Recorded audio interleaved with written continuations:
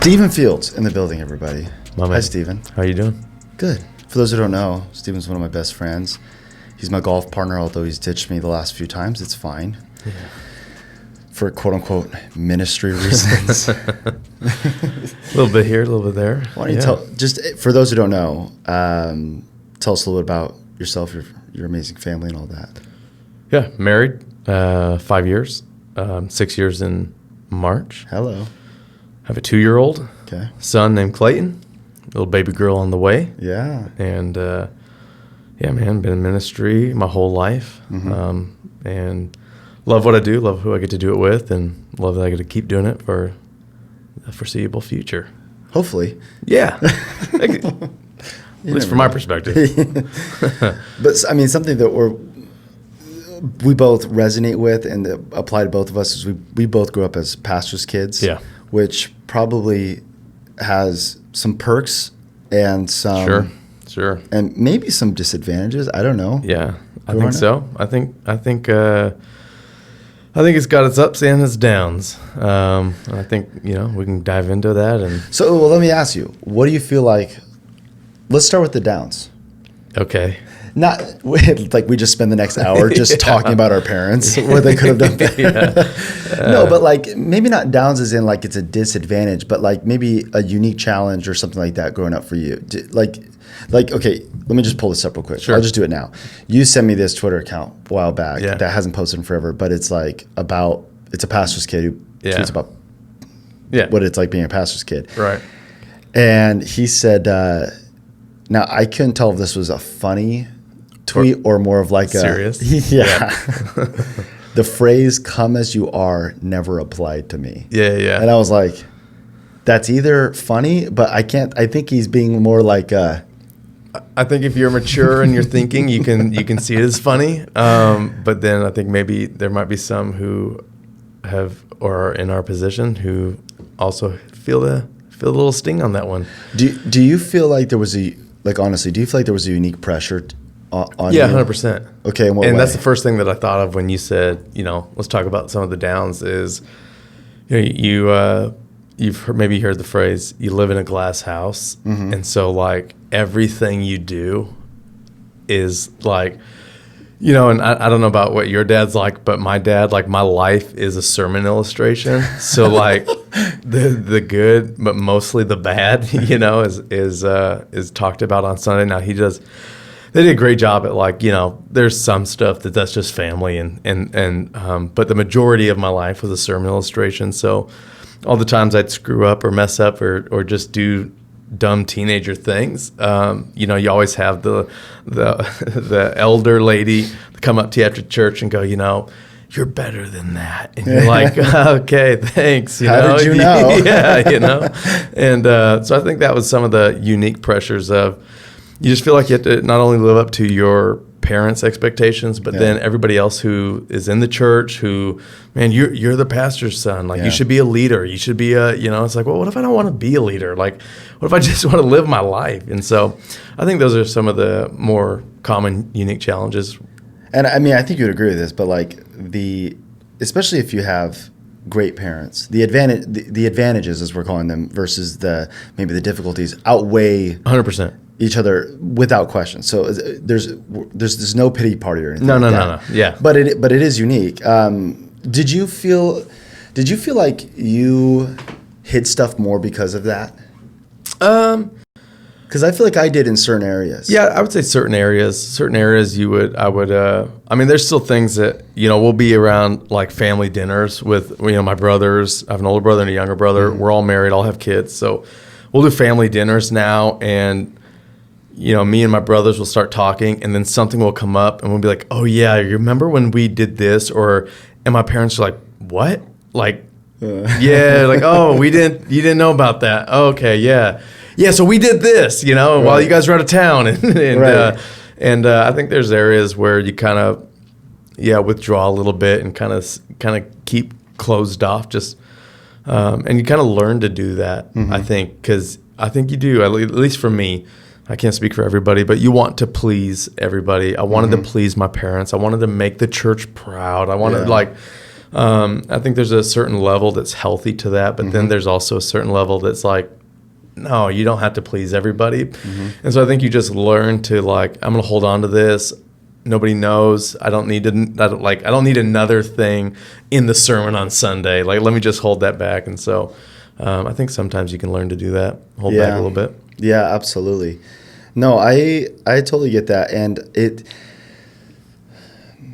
I think one of the things that frustrated me the most growing up was when, I don't know if you have experienced this or not, but like somebody would say something to this extent, like, oh, you don't get it, essentially. Like, you know, like some kid who's maybe, you know, my age or a little bit younger would be going through something rough in life or felt pressure, or was like, whatever it might be, and then would say, you don't get it though, you're Matt's son. And I'm like, bro, there's some things that you don't get. Yeah, you have a perfect life. Your parents are your family's perfect. I wish I could have been you. And it's like I'm not neglecting that. I you know, there were some things that, not because my parents are pastors, but just because of who they were. Yeah. That I had that other people didn't have. I'm thankful for that. Right. But there was definitely some moments where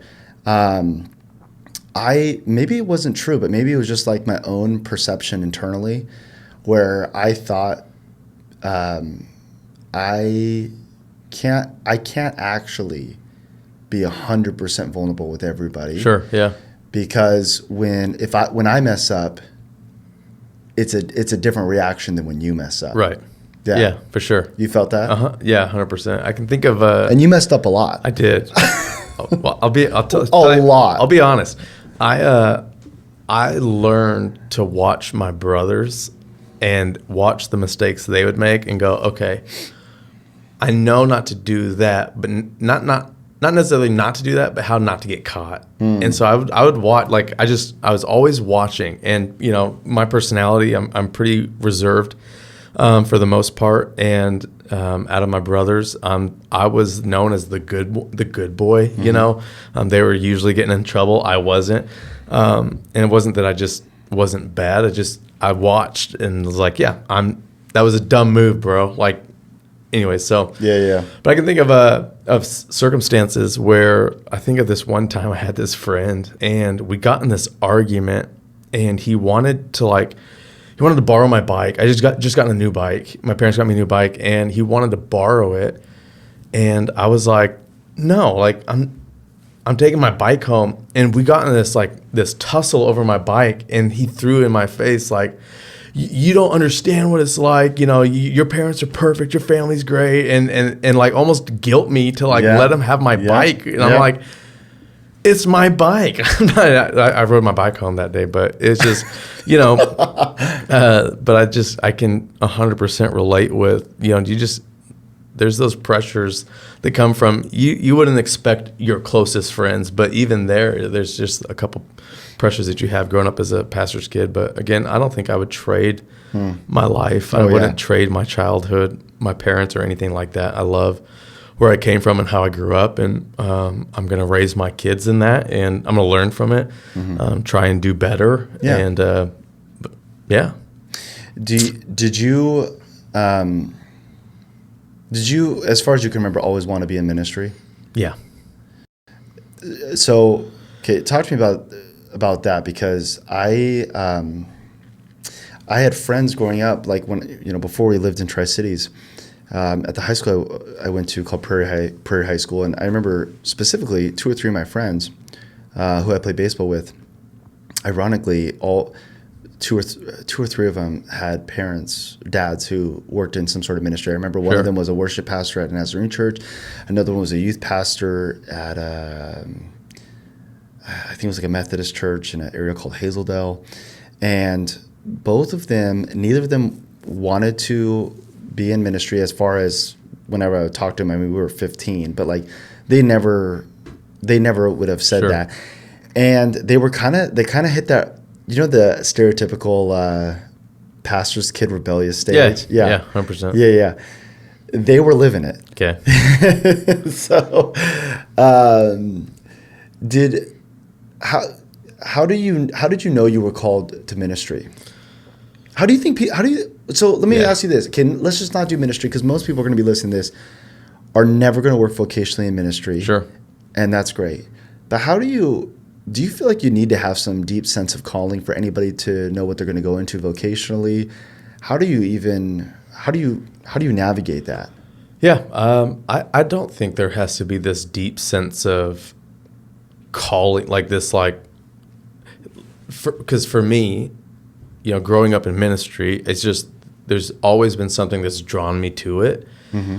And from the time I could talk, if you asked me like, hey, what do you want to be when you grow up? I'd say, I want to be a pastor like my dad. That's just, and really, I think it just, from the beginning, was more like, I want to be like my dad. I love my dad. He's one of my best friends. I've looked up to him my whole life. Like, I think so. It started as, I just want to be like him. Like, I want to, and then it was like, no, I'm called to ministry. And my parents were amazing. And my dad would tell us, he told me and my brothers, like, if there's anything else besides ministry that you would ever want to do or think about, like, go do that first. Mm-hmm. Like, if there's an idea of like, man, I'd like to maybe start a business or like do that, he would tell us, go do that first. Mm-hmm. And then if you feel called to, figure it out, come into ministry, then do that. But I've never felt called to do anything else. And I think that was a really good move on their part, because I never felt pressured to do what they do. I never felt pressured like you have to be in the family business, like you have to like carry this on. And like both my brothers, they serve in ministry, they volunteer, they're amazing assets to our church, but they're not full-time ministry. Right. They have secular jobs, they do amazing, and so I feel blessed that my parents kind of went that direction. But I think when it comes to like calling, and I'm learning about this as we go, as I go, but like, I don't think anyone has one specific calling. I think we're all called to do multiple things. Mm-hmm. And for the person who's just like, I'm trying to figure out my calling, I mean, my first thing would be like, well, what do you like to do? Like, what excites you? What brings you joy? Like, what are you gifted in? Yeah, like, what are the things that, like, when you wake up, you're like, man, I hope I get to do this. I hope I get to, like, and what refreshes you and that kind of stuff. And I think if you start doing those things and you start just taking steps, like, God will direct your steps. I fully believe that. The saying, you can't steer a parked car. Like, you got to do something. Yeah. And I think the problem is we wait for like this huge sign or this specific thing. But we just wait, and we're sitting there and we're stuck. And we're not doing anything. We're not moving anywhere. And I think it's like, just go, like, do something. Yeah. Put your hand to something. And then the steps will be ordered. You'll figure it out. And I think God just works like that. I remember a guy at my church. I think I was still part-time. Like, this is a long time ago as a youth pastor. And I remember him saying something, and he was partially joking, but partially serious. And he wasn't rude or anything like that, but he had said something like, man, I wish I got paid to study the Bible 40 hours a week. Yeah. Which is so funny, because it's like that is such a small fraction of what we do. And on top of that, like every other job, there are things about it you might like, the coworkers or the day you get to present or whatever it is, or man, they great benefits, great culture. But there's other aspects of the job that feels like work. And it's the same in our job. There's a lot of stuff where it's like, this thing is not what gets me up. Right. But it's part of the job. Right. Yeah. And I remember our old pastor used to say, he's like, if you ever feel called to preach or to start a church, he's like, one of the first questions I ask people is, who's going to get the what's it called, the printer ink? Mm-hmm. And I was like, what? He's like, what I mean is, there's such little monotonous, boring things that you never think of, and we just think, what's the vision of this church going to be? And I'm going to preach the paint off the walls. He's like, dude, are you going to lease a printer or buy one? Right. Like, there's dumb little things. Like, there's just, and so I think there's a little bit of a glorification around it sometimes. Sure, 100%. Yeah. But, yeah. So, okay, let me ask you this. I think I know what people mean when they say I don't have any regrets. I think what they mean is like I've learned so much through my mistakes, and God's used it all to form me and fashion me. For sure, we would say we don't lose, we learn. Hallelujah. Yeah, I felt that. But what I mean more is just like, man, there's definitely stuff I look back and I've learned from it. But I've learned from it because I did something. Yeah. I acted in a way that I wish I wouldn't have, or I had the wrong perception. Would you say, so you've been on staff how long at your church, roughly? So when you came back 10 years. Okay. So looking back now, what do you regret? Or I could say like this, what are your biggest, deepest, darkest secrets you've never shared with anybody other than your wife? No. Okay. No, what are some things that you just go, whether it's in the way something you did, or a framework, a mindset, or a habit, or I don't know. Yeah. What's something you wish, if you could go back right now, you would redo? That's a good question. Man, I think it comes down to, 10 years ago, I moved back from Bible college, and I became my dad's assistant for it was like 6 months. Mm-hmm. And then, just to give some context, and then about 6 months in, I became the youth pastor. So I'm like 21 years old, youth pastor, and full of fire and passion, energy, and I'm single. I'm like, I have gonna change the world, baby. Yeah. And and so I think if I look back, I'm learning, especially with kids, it changes your life, it changes everything. And there's just some things that you can't make them last. You can't what's the word? Sustain it. Mm-hmm. And the longer you try and sustain it, the more unhealthy it gets. Mm-hmm. And what might have been, a move of God there, you're trying to sustain, and it wasn't meant to be sustained. It was supposed to just be a moment, but you're trying to make it the new culture, the new model. And I think I would get so focused on, and I think everybody in ministry does. And I think, again, a certain level is healthy, but then a certain level becomes unhealthy. But you get so focused on numbers, and you get so focused on, and dude, I'm just at a spot where I'm like, I wish I wasn't so focused on how many people can I get in the room, which I think is important, because I believe that if people are in the room, they can get help. They can get closer to God. They can I want people in the room. I want as many people in the room as possible. But if that's the sole thing that's driving you, then I think you miss out on I think about the relationships that I should have been investing in, that I wasn't, because I was so focused on who isn't in the room and who's not here. And then you look around and you get caught in the trap of comparison. And, growing up, I mean, I think we kind of went into youth ministry kind of similar times. Yeah.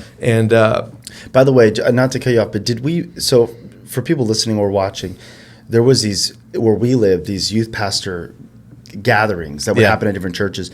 Is that where we met? Yeah, I think so. Where we officially met, yeah. I think we officially met. And we were like the two young guys who were just coming in, getting rolling. With ripped jeans. Yeah, and bracelets and all. And you looked around the room, and all these guys are in their 40s. Yeah, and great dudes, but they were just at the end of their long run. Exactly. Yeah, 100%. So, anyways, go ahead. Sorry. Yeah. So, I think, what I was saying is, you get caught in that comparison trap. And I can think of times where, I would look at our team and be like, are you guys seeing what Austin's doing? Look how they're we need to do this, and we need to do better, and I'm competitive, so and I think there's a certain level where that's good. Man, he makes me better. Watching how you do ministry, watching what God was doing in you, it challenged me and wanted me to grow, wanted me to run faster. I think there's health in that. Yeah. But when that becomes I only want to get better because Austin's doing better.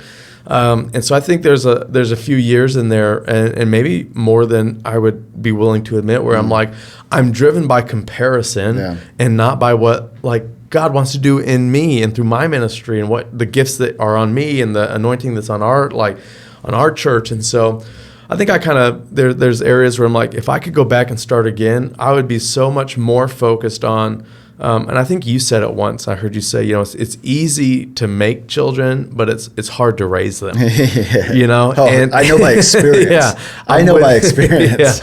Yeah. And I think I would go back and focus more on raising students and investing in relationships and cultivating relationships and building people rather than trying to build a ministry or something like that. I mean, I definitely think that, I remember thinking about what you had just said about the whole, it's easy to make babies, hard to raise children. Like, in other words, it's somebody turning to Jesus or becoming a Christian or something like that. That's, yes, we have involvement in that for sure. But Jesus does most of the work. Right, yeah. And he's already done most of the work. Exactly. All the work. You know what I mean? But maturity, dude, as anybody knows, is a lifelong, difficult process where you're walking with people and you're learning it yourself and all that. And I think that was birthed a little bit out of, I had seen a lot of young people in our youth ministry make those decisions and to follow Jesus, and that's great.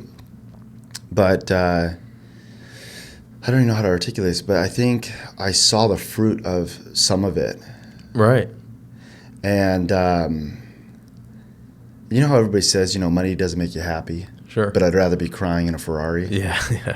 It's kind of like numbers.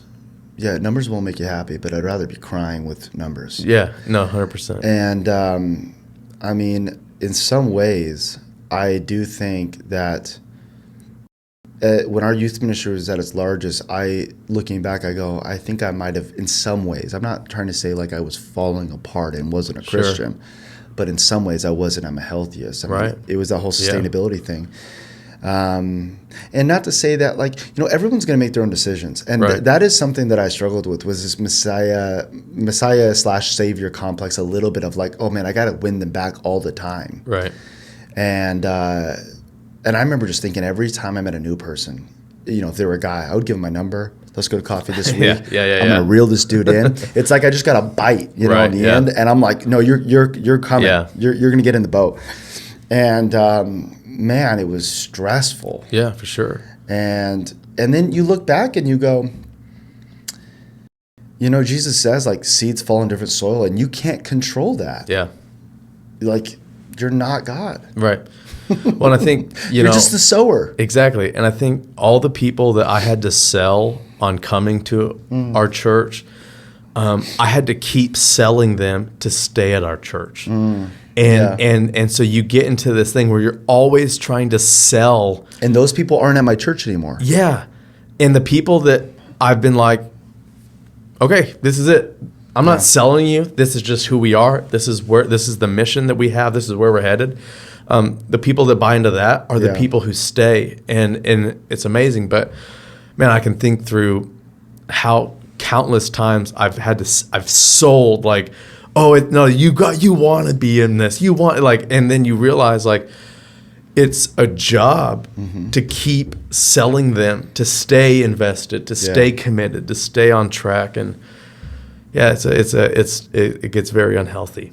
It's a little cliche, but I don't remember who said it, but I remember hearing it over a decade ago at this point. But it was, if you hook them in the flesh, you got to keep them in the flesh. Yeah, that's good. And I don't think that's always like, it's not like we do some giveaway at a youth ministry and a kid comes and it's like, oh, well, I must always win giveaways to keep coming. Yeah. No, of course, there can be transformation and stuff like that. So I don't think it's a one-for-one per se, but I think the principle's there. Yeah, no, 100%. Absolutely. I definitely feel like, just honestly, I definitely felt like when I first got married, oh my gosh, when I look back, at least for me, I did not know how to be, not in every way. I'm not saying in every way I felt at this. Right. But in some ways, I didn't know how to be a husband first. Yeah. And I thought my wife was, this sounds so dumb to say. Oh, but she won't listen to this anyway. You're clear. No, but when I thought she was kind of pulling me away, she was pulling me away from the work of God, from the work of the ministry. Yeah, I hear you. From the work of the Holy Ghost, from where He's anointed me.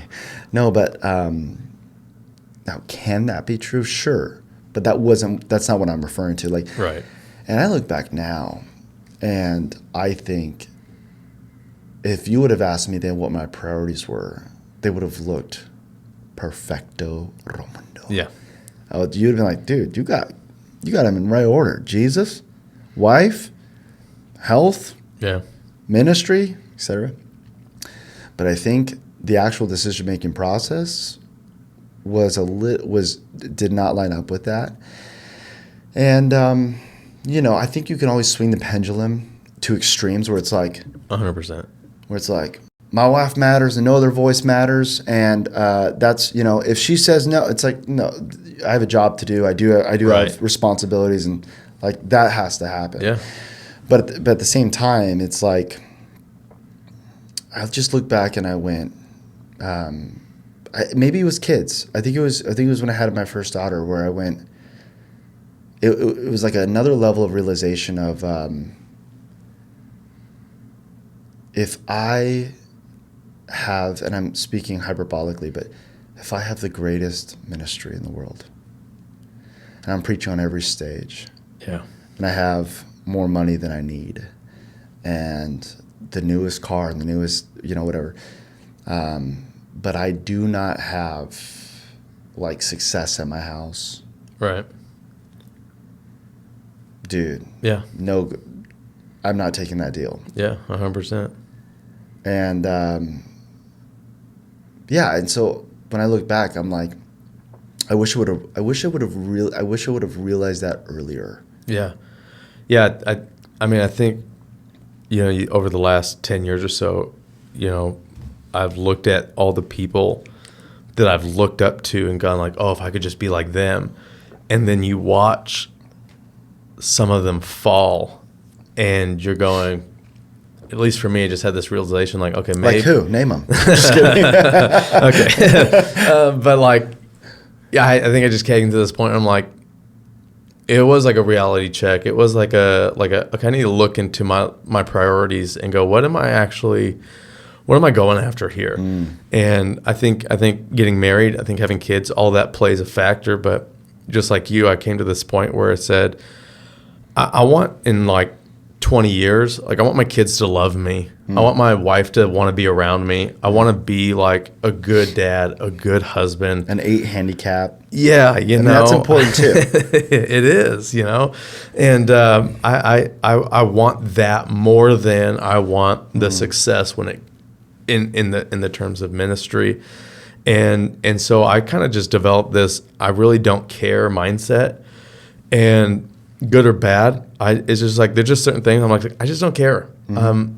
I don't care if like my ministry isn't as big as so-and-so's. I don't care if they have that going for them or they get this or like I'm going to steward what I have and be a good steward of that. And I'm going to fulfill the call that God's placed on my life that I feel He's placed on my life. And I think there's 100% fulfillment in that. And instead of trying to go after things that honestly, like, it just don't matter. Yeah. So I think kids in marriage really play a part in that. Yeah, 100%. Absolutely. Okay, let me read you one of these other tweets because I went through them, even though they're really old. I wish this person was still tweeting, but I got 2 more here that I thought were funny. They're my parents, my pastors, and my boss. Yeah. Which they really do wear all three, and especially my dad, because he's the one who's full time at the church. My mom is very involved; she's on our board and all those things, and they lead together. But she's not full time at our church. Right. So like, especially my dad, I'm like sometimes he's talking to me like my dad, Sometimes he's talking to me from a pastoral perspective, and sometimes it's more of like a boss. Yeah. You know, it's Yeah. like, hey, you gotta shape this up. Okay, but there's one more here. If you mess with my church, you're messing with my parents, which means you're messing with my whole family, which means I will cut you. I will cut you. There is something that is, and I didn't know if this was universal or not, but like, I guess this probably isn't true for everybody, but it does create some sort of sense of loyalty, and because it all gets kind of Meshed together. 100%. Yeah. You know, and I remember Brian Houston back in the day. I remember I was at a conference that he was speaking at. He was speaking to leaders and pastors, and he said, "We don't do balance. We don't do balance. We blend. You know, what we do together." And I remember thinking, "Oh, that's cool. That's really cool. Yeah, it's not about balance. It's about blending." And I'm like, "There's an element of that that's true, but Right. I don't know why we're demonizing the word balance. I mean." Like We shouldn't talk balance. about ministry at date night, Right. all the time. Right. That would be balance. Let's counterweight this. Let's Right. talk about us. Yeah. Yeah. You know? Yeah. No, I think there is. It can be kind of. I don't know what dinner was like at your house growing up, but like, I think my parents did a good job at not making everything about church and not making everything about ministry. But there is a sense of loyalty. I heard one guy say, like, the average person goes through like betrayal like 7 times in their life, like real betrayal. Like a defining moment. Yeah, they'll experience that like average of 7 times, and a pastor experiences that like 7 times a year. Oh, wow. Where someone or stabs them in the back or completely just betrays them, and I think growing up you see that, and so I think I could see and friends that I have that are pastors' kids and even my family. Yeah, there's this edge of like I'm almost gonna hold you at a distance and I'm gonna watch you. Because you seem to be getting really close, and I don't want you to. I want to protect my family. So I don't know about you, but I definitely could feel. And then like you get older and you realize like, my parents don't need me to protect them. Like, you know what I mean? But you think so. But you do. Yeah, you do think so. I'll tell you off if I have to. But it is crazy to think that.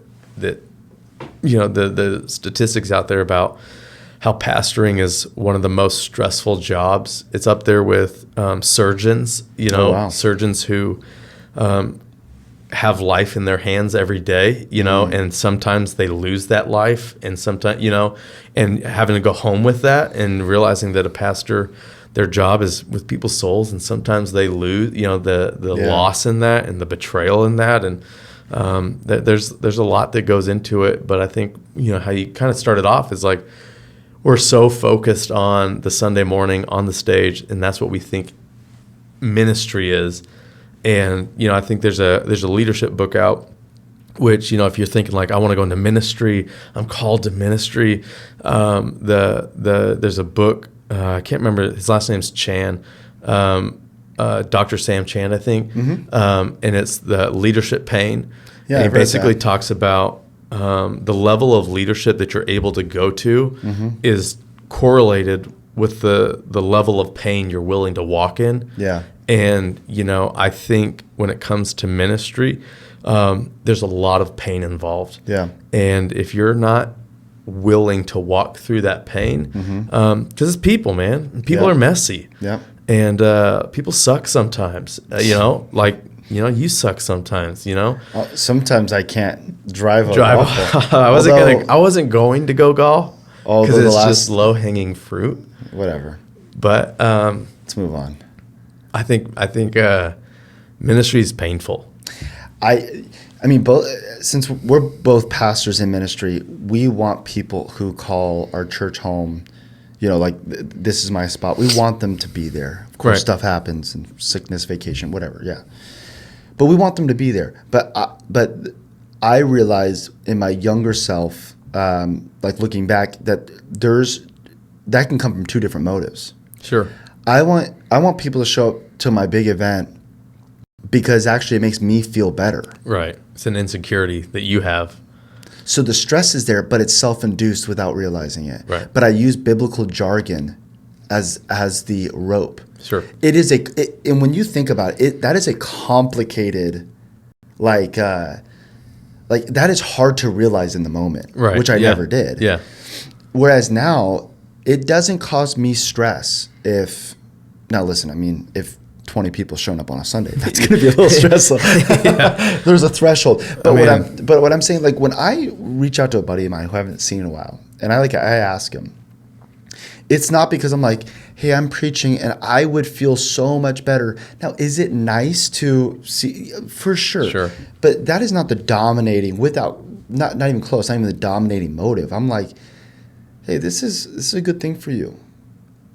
And I bet if the roles were reversed and you had been attending and a part and you saw me not, I bet you would say something. Right. Or just ask me. Yeah.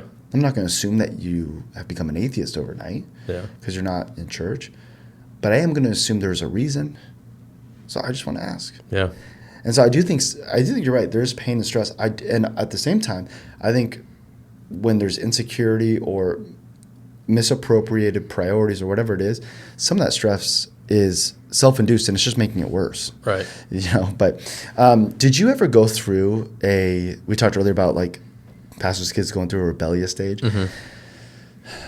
I don't mean like, I made some mistakes, but I mean like, I definitely like ran away in some sense. Yeah. Did you ever go through that or no? Yeah, I did. It was in high school. Okay. And I knew. Like, did you doubt though? Like, was an implication from that you doubted if Jesus, like your relationship with God? I never doubted God. So what did change in your head that like resulted in whatever happened? Yeah. I always thought, and this is me, right? Yeah. I would hear, and every guest speaker that we had come, every person that I would ever see, and they would tell the story about their past, and it was so bad, it was so terrible. Okay, I ran the cartel. Yeah, I mean, and it was like robbed 32 banks. Every major Christian speaker that I heard was like, they had this terrible past. Remember the I Am Second testimony videos? No. Okay, never mind. No. And then God would use them in these great and mighty ways. And and this is the dumbest thought, but I literally was like, I don't have a bad past. Like I'm good. Like I obey my parents. I do what I'm supposed to do. And I always knew I was going to go into ministry. I always knew like one day I'm going to be a pastor. One day I'm going to preach. One day I'm going to work in the church. But I was like, but that day's not today. And so I'm going to have fun. I'm going to do whatever. Yeah. And I also grew up looking around at all of the Christians that I saw going, I never want to be like them. Like they're weird. Oh, okay. They have no social skills. Like they're not funny. They're not cool. And those are all things that I want. I want to be funny. I want to be cool. I want to have social skills. Like I want to be popular. And I just looked at those people and went, I'm not going to be like that. Mm-hmm. And so the last thing I was going to do, especially being the minority, like in a public school, like I believe in Jesus. I'm the minority there. Right. I'm not going to be that guy. So I'm just going to have fun. And I went through, my junior and my senior year. It was like, I don't have any cares. Like I'd go to church. We had church on Saturday nights. Go to church on Saturday nights. And then I'd go out with my friends and we'd go throw parties at, there used to be a Bible Christian bookstore. It's actually over by your church. Yeah. And one of my friends was their parents owned it. Oh, yeah. I knew, yeah. We go throw parties there on Saturday nights because they were closed, and they were closed on Sundays because they went to church. and so I'd be at church on Saturday night. I'd go to the party, and then I'd show up Sunday morning for church. And dude, I was just like, that's what I did. And now, did you like if somebody were to find out that was like close to your dad, would you have been like, or were you kind of more like? No, I would have been screwed. Like my dad would have killed me. No, I know, but were you afraid? Like, were you actively trying to hide it? Like, you know what I mean? Oh, yeah. No, I was. Or were you just more like a rebel? Like, I'm gonna do. Like, I'm not trying to get caught, but I'm gonna do what I'm gonna do. No, but I go back to like I wasn't scared of getting caught because I learned. How not to get caught. Yeah. So it wasn't like I didn't have this fear of like, oh my gosh, what if they find like I was just like I just knew like it's not that hard. Yeah. Like it's not that hard to like cover your tracks and be smart and like it's not that hard to live a double life, guys. No. It's not that hard to lie. If you're out there getting in trouble and you're 16, that's on you. Exactly. Oh I'm gonna talk to Steven. He'll help you. There's gonna be a link right here on how to live a double life and get away with it. It's a master class. But no, I don't think I was ever like nervous. I was good at what we did, and so I went through a phase like that. But then my senior year, like I was trying to figure out if I was going to go to Bible college or if I was going to go play baseball, and just and just had one of those come to Jesus moments and realize like, okay, I'm gonna start going after the things that I know I'm called to and where my life is headed inevitably. So I might as well go after that. And I mean, it was like a switch for me. I smoked my last joint the night before I drove to Bible college. Whoa. And I never did it again. And really, yeah, it was like, all right, cool. Had one with the bros and said, all right, I'm going to Bible college. So do you think that's because you kind of what am I trying to say? Compartmentalize? Why am I saying that weird? Compartmentalize. Yeah, sounds good to me. Okay. You were looking at me. I'm like, well, I don't want to say it because I don't. Oh, okay. You're struggling. I don't want us both to struggle. Yeah, I understand. Thank you. Do you think you compartmentalize? Do you think is that because you kind of put things, let's use a different word, in categories? Sure. And it was like, sure, let me ask it this way. Did you ever, after or during, struggle with guilt? Because of that stuff, feeling like I was living a double life, or did you feel like, no, I made a change, a switch, and I'm good? Yeah, I feel like I made it. Because I struggled with the guilt side did you? of it. Yeah, I did. Yeah, no, I didn't. I never have struggled with like, man, I was doing this and I was doing this and I was just like, I mean, it really was. That night was like, all right, this is my last one. Flipped a switch, and then I never went back. Never looked at it again. Never, I obviously still had struggles and still, went through life and struggled in areas like that. But when it came to like drugs and alcohol, it's just like, no, I'm headed this way now, and I don't think that's like the majority of people. I think that's more like a minority case. I think a lot of people they're not able to just flip a switch like that. Yeah. And maybe it's more even. Maybe some people do and some don't. But yeah. You never walked away from. You never really doubted Jesus. I'm assuming that has something to do with your upbringing, the foundation you have. Why do you think that was? Yeah, I don't know. I don't know, man. I just growing up, it's like I knew God was real. I think my parents did a great job of just not sheltering us from life and real. My dad would always say, you can't protect your kids from everything, but you can prepare them. And I think my parents did a good job of just preparing us for life and what actually to expect and what's going to come. And so we weren't shell shocked when things happened, and we went through real life experiences, and it was like, oh my gosh, we just kind of grew up knowing okay, this is part of life, and and they did a good job as best they could to show us God in all of it and keep us pointed, and they lived that out really well. So I think but again, I think my brothers would have different stories. I think I think both of them went through pretty serious rebellion phases, and they might have even doubted God. Yeah. And so I don't think it's it's so there's not a perfect formula. No, sure. Yeah, right. And everybody's different and they go through different things. But just for me, it was I don't know if I've always believed in God. I've always believed He's real, trusted in Him, and maybe in that rebellion phase for me, I just put it on pause. Yeah. And knew it was there, but I'm just gonna pause it, and then I hit play, and But I don't know. Did you ever go through a phase of? No, not doubting, but definitely at least what I can sense from what you're explaining a little bit, your story and stuff like that. I more felt like I definitely struggled with guilt. Oh, big time. And that drove, it's that cycle where like guilt, like how? Like, okay, so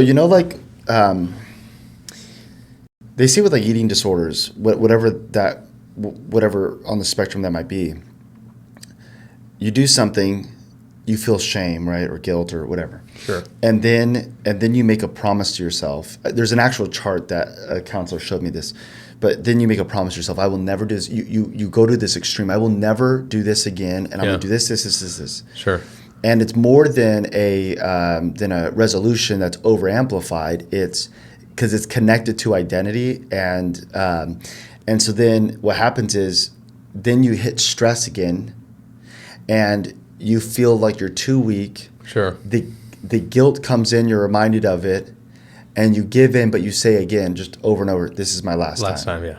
And it's this continuous cycle. So it was less like, one day I'm going to be in ministry and I'm signing the check here and I'm done. Sure. It was more of like, that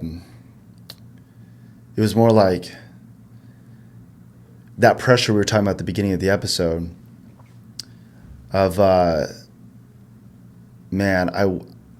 would have never said it this way, but I felt like I wonder how I'll be perceived, or like if this will change things for me. Sure. Yeah. Like long term. Yeah. And so I think there was a fear of being vulnerable. Yeah. And thank God for some, godly older men in my life who pried that out of me. Yeah. It took some prying. But I think I grew up and I realized some of that was shame, some of that was ego or pride, just like not wanting to receive input, help, and just confess something I had done. Yeah. Yeah. And that just kept me going on that cycle until it snapped. Sure. Yeah. For me at least. Makes sense. For me at least. But okay. I got one last question for you. Okay. What do you, I think in different churches, there's obviously different emphasis. Yeah. A lot of agreement on doctrinal stuff and whatever. But different churches have different emphasis because they have different leaders and different strengths and gifts, and that's good. Not every church is the same. I even think about my church. I'm like, I know we're good at this. I know we're not good at that. Right. Like we want to be better at that. We're going to try to, make improvements, but it's just not where we shine. Sure. But I also feel like, and I mean this in a positive way, there's kind of trends, like within a lot of evangelical churches of like, oh, we got to emphasize this, we got to emphasize that. Just based on kind of what we valued 10 years ago or 5 years ago versus what we value now, where do you feel like will be an emphasis for? I know I'm asking you to speak broadly, so I'm not asking you to be a prophet here and give your predictive 5-year plan for the North American church. Sure. Here's where I see the church going. But just in churches like yours or, mine or whatever, what do you feel like, what's a burden on your heart that you feel like, in the next 5 years, here's where I see at least our church moving, and here's a trend we should hop on. Here's something we should emphasize more that I see a need in our church or culture or something like that? Yeah, that's a good question. I wish I had time to think and put something together. But I had a thought the other day, and it has to do with trends, and it has to do with preaching and stuff like that. Mm-hmm. And I was thinking it's interesting how there's a lot more people who when they preach, they're sitting down now versus the standing, the preaching, like a Stephen Furtick style of, preaching. And there's a lot more, sitting and and I was just kind of looking at, because I sit when I preach, and I was just thinking like, why? I wonder why there's a lot more people just, and I think part of it is, like we were talking about, like trying to sell people on something. I think the church is going to get, and I think they have, and at least this is I'll just talk for our church. Yeah. Is I'm starting to get more concerned with, like, are we giving people not what they want but what they need? Is the reason they're coming back because, obviously I want them to love our church. I want them to like the product, if you want, like, that they're getting. Yeah. But like, I also want them to have the nutrients that they need to, like, grow and be healthy. Yeah. Like, I don't want to I'm not just going to give my kid sugar just because I get a good response from him all the time. Like, my son loves ice cream. Yeah. Okay. Well, he's not getting ice cream every meal. Yeah. Like, he's going to have to eat, like, protein and vegetables. And I think there's kind of at least from my seat, I can see, like, almost a coming back to, like, let's make vegetables sexy again. Like, let's make protein. Let's make theology sexy. Oh, that's sexy. Yeah, there we go. It. Thanks for the promo. No, I hear what you're saying though. That's right. But I think I just see it coming back of what's like, I'm not gonna, like, there's just this where there used to be, like, for me, like, I stand on the stage and I would preach and there'd be so much passion and it's not that I'm not passionate anymore, but there used to be so much excitement and get the crowd moving, and then we'd leave and be like, wow, like, wasn't that awesome? And the response was incredible. But where are those people 5 years from now? Where are those people that were so moved in that message? And for me, I'm like, okay, I'm not gonna keep, like, I don't want to emotionally manipulate people into responding. Like, here's what you need. Here's what you need to know in order to survive in the world that we live in as a Christian. Like, here's the foundational pieces that you need. And so I just see that. I see that. I hope it's not a trend. Yeah. But yeah, I hear what you're saying. No, I think that's beautiful. I think, of course, preachers and teachers and pastors should be inspirational. That doesn't mean they have to be shouting and veins popping out and preaching where people are just, like, goosebumps up and down. Yeah. Inspiration can come a multitude of ways, and I'm not demonizing inspiration, but inspiration does not get people through when their worldview is getting totally destroyed at their workplace and people are like, what about this? Yeah. They can't go, they don't go, but I'm inspired every Sunday. Right. Yeah. And I'm not saying just learning apologetics or just learning scriptural, themes and how to exegete and all that solves it either. These are all kind of pieces of a whole. Right. But I know what you're saying. It's like, I think that preaching, that style, it has its place, and preaching is, it's important. Like, but I just think there's another side that we've missed out on that's starting to come back. And I just think it's like, it's those things that, like, what are the anchors? Like, you've never seen an anchor on a ship and it's, like, brand new. Like, they're always rusty. They're always, like, they're not attractive. They're not, and that's how you know it works. Like, they've used it. It's like, and, like, what are those anchors that we're giving people that when the world is going to hell in a handbasket, like, what are those anchors that are keeping them held down? Yeah. Because the inspirational preaching, it doesn't give people anchors. Right. It doesn't give them that thing that goes deep down into the rock. It's like inspirational preaching puts up the sails. You know what I mean? It's like let's move. Right. But it doesn't help if you're in a freaking storm. Exactly. Yeah. Dang, we should preach that together. I like it. This Sunday, maybe? Okay. You know what I think's funny is during this podcast, both of our dads have tried calling us. Yeah, I know. And they need to stop that. Yeah. We're doing important work right here. We are. Well, Stephen, thanks for coming on Sexy Theology. It was great. My pleasure. I'm glad you invited me. Let's do it again. I would love to. And maybe, if it's not too cold, we can get a golf match in between and then report back. Let's do it. Okay. Let's do it. Let's see if the Lord's working in either of our lives. God bless you, everybody. Have an amazing day or night. We'll see you in the next episode. Peace. Peace.